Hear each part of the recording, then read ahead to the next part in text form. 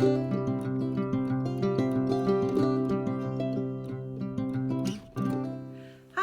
and welcome back to my channel. My name is Vicki, otherwise known as Heartland Knits, and this is a vlog all about the things I love to do. Knitting and spinning and sewing and roses, though we had our first freeze last night, so roses will be at an end now for the winter. Today I have my first off the needles for you. This was a sweater that I showed you on the very first episode. I will try to figure out how to put a link. It'll either be up there or up there. But this design is called Sophie. It is designed by Jennifer Wood, and the yarn is the most beautiful blue from Sun Valley Fibers. It's a color she calls cornflower, and it is in her DK BFL base. I love this yarn so much. It's so soft and squishy. It's a superwash yarn, but it doesn't have that real sort of plasticky feel that sometimes superwash yarns can feel like. It's probably the BFL in it, but it's nice and round, and it holds these cables really nice, makes them pop.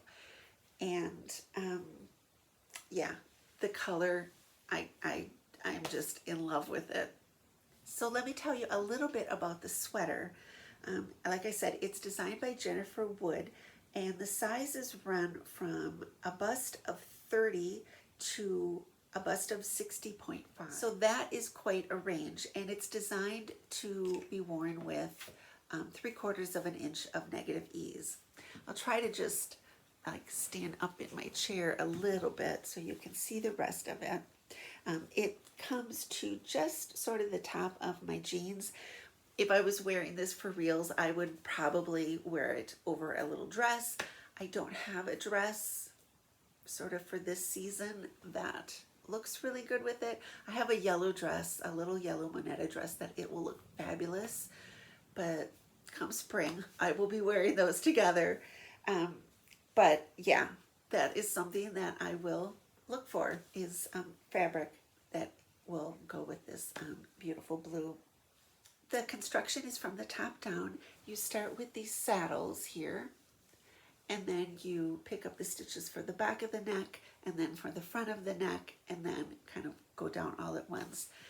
It's when you're first getting started, there's a lot to pay attention to, but once you sort of get past that, when you're working down, this stitch pattern is really easy to memorize and remember. It's they're all very short charts, so you're not like tied to a chart. It's a really nice kind of relaxing knit. The saddle goes all the way down to the end of the sleeve, and that is the big change that I made on this sweater. Is I went from the 3/4 of a 3/4 sleeves to full sleeves. I actually ended up making 4 sleeves. I have to stop doing that because I did the sleeves, and then after I broke for the sleeves, I worked the sleeves, and then I worked the rest of the body down, and I ended up with quite a bit of yarn left over, and I thought I might as well make the sleeves long. And I thought I could just sort of take off the ribbing and then maybe rip back an inch and rejigger the decreases. And yeah, I tried that, and no, I had to take it all the way back up to the top and rework the decrease line and to get it to the right length and width. But it was worth it. You know, it took a little bit longer to do, but in the end, it was worth it. The button band is done at the same time as you're knitting the sweater. So this is my second Sophie. I wore a red one a couple weeks ago in a video, and that one I had a very limited amount of yarn, so it worked out really well. This one I had, like I said, extra yarn, and I made it kind of the full length that's called for. I did want a short sort of cropped sweater to wear with dresses. That silhouette just looks better, I think, with dresses. With the button band being worked down, you don't actually put buttonholes in it. How they're this sort of kind of honeycomb cable it sort of spreads open and you just kind of shove the button through there. So it works really well as long as you have the right buttons, though it is easy if you're not paying attention to get it buttoned off so that at the bottom it comes off. But you just have to remember how many little honeycombs are in between each button. So the buttons that I had on my little red sweater were perfect size, perfect shape. They were on a shank so that they stayed put really nicely, and they fit through that sort of opening really well. And those buttons I had bought at a yarn store in St. Paul called the Yarnery, like years and years ago at some trip or other, because we were going up there quite often at the time. It was so long ago that I thought, I'm not going to try calling them. They have like moved where their shop is since then, and I thought they're not going to have any more of those buttons, but they were perfect. So I started looking up on a couple Etsy stores that I have bookmarked that I like to look at for buttons. And on the third page of the first shop I looked at were the exact same buttons. So these are the exact same buttons that I used on my red sweater. I was so happy to find them. I think that was the fastest transaction I have made in a long time. Usually I find something and I think, oh, I have to think about it, and I go back and look at it a couple times. This was like, boom, buy them. And yeah, so I will put a link to that shop. They have a lot of great buttons. So yeah, my first off the needles of the sort of this iteration of the vlog. But this is not my only blue sweater that is newly finished. I have a surprise bonus blue sweater. Let me show you. So my second bonus blue sweater is also a Jennifer Wood design, and this is called Guinevere. It's also a top-down design, but it's more of a yoke style, so you do the yoke and then you kind of pick up stitches as like a raglan and then work the bodies down. It also has this little patterning on the cuff and also at the very bottom of the sweater. The size range on this one is a little smaller, but close. It runs from a 31.5-inch bust to a 54 3/4 inch bust. So a little bit of a smaller range, but not. The yarn for this was sort of one of my oldest stashed yarns. It is a Rowan yarn called Kid Classic. Really nice yarn. The fiber content for this yarn is 70% lamb's wool, 26% kid mohair, and 4% nylon. So it's a really lightweight feeling sweater. It's got a little bit of a fuzzy halo. I really loved it, and I enjoyed working with it. Enjoyed working with it so much, I ripped out one project to reknit this. So what happened was, this was one of my very first kind of sweater quantities of stashed yarns. And a few years ago, I decided to use it, and I knit an Alana Dakos shawl. Really nice pattern, nice design. I liked it, but I never wore it. I thought I wanted this big sort of squishy kind of worsted weight shawl, but evidently I didn't really want one because I never ever picked it up to wear it. But I loved the yarn, and I thought I would totally wear this. If it was in a sweater, it would get use and I would wear it. So I ripped out the shawl, and I don't even know if it was last winter or the winter before I started knitting this sweater.